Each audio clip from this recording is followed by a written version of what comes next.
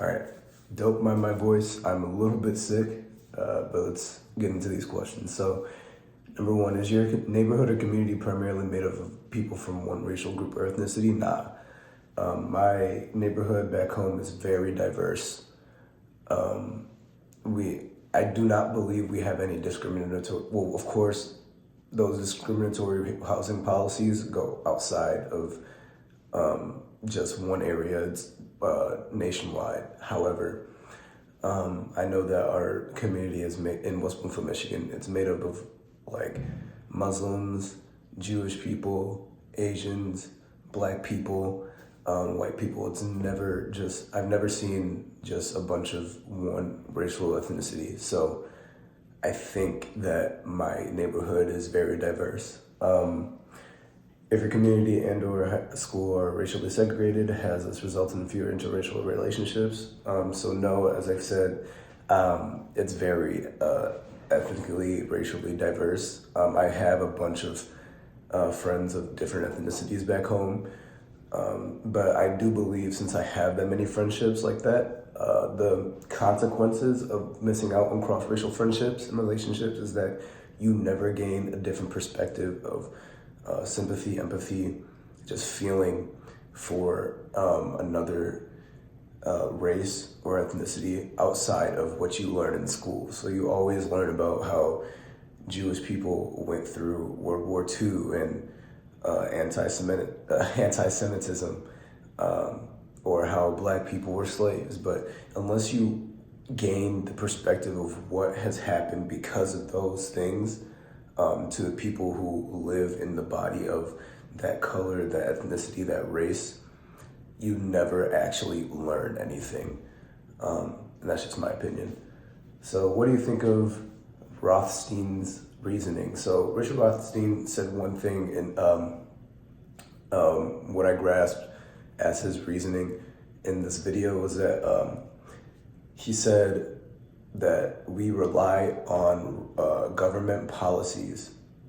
The reason that our schools are segregated and modern segregation is a thing to this day is because we rely on government policies, public policies, private policies to adhere to segregation. So we are reinforcing that segregation through these policies so that housing is harder to grasp for minorities, specifically between whites and blacks. So white people have more of an advantage than Black people. Not just that, we just make sure that those communities are separate. That's what these housing policies are, is that we are separating these people so that the schooling is also segregated.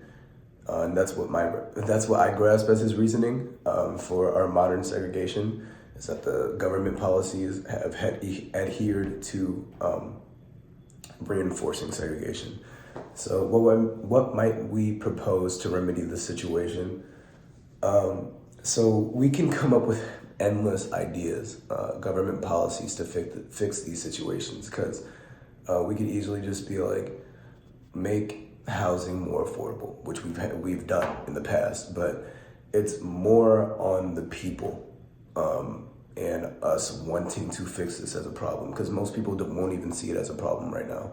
A lot of people don't see housing discrimination as a problem because, as Richard Rothstein said, it happened on accident.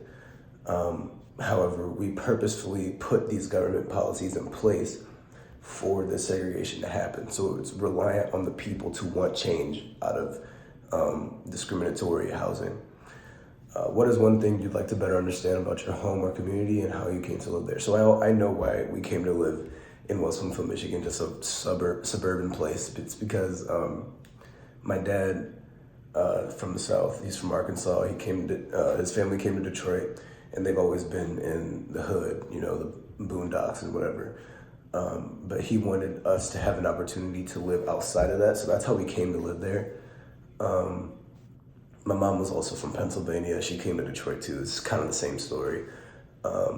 However, one thing I'd like to better understand about our community is how others came to live there, because it's so racially diverse, ethnically diverse, that it became an easy community to have a relationship with, because everybody was different.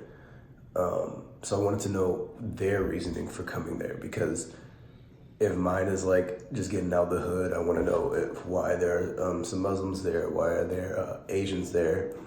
My roommate Andy, he is Jewish and he lives right there with me. Like, what brought these different ethnicities, these different races to this community? What are unanswered questions? I don't really have any, because he explained everything very well. However, if I did have one, I want to know if this discriminatory housing has affected anything outside of schooling, because that's his main point, is the schooling part. But have relationships, have identities, have like jobs been affected by discriminatory housing? If there's any evidence towards that, that'd be my only question. So yeah, thank you.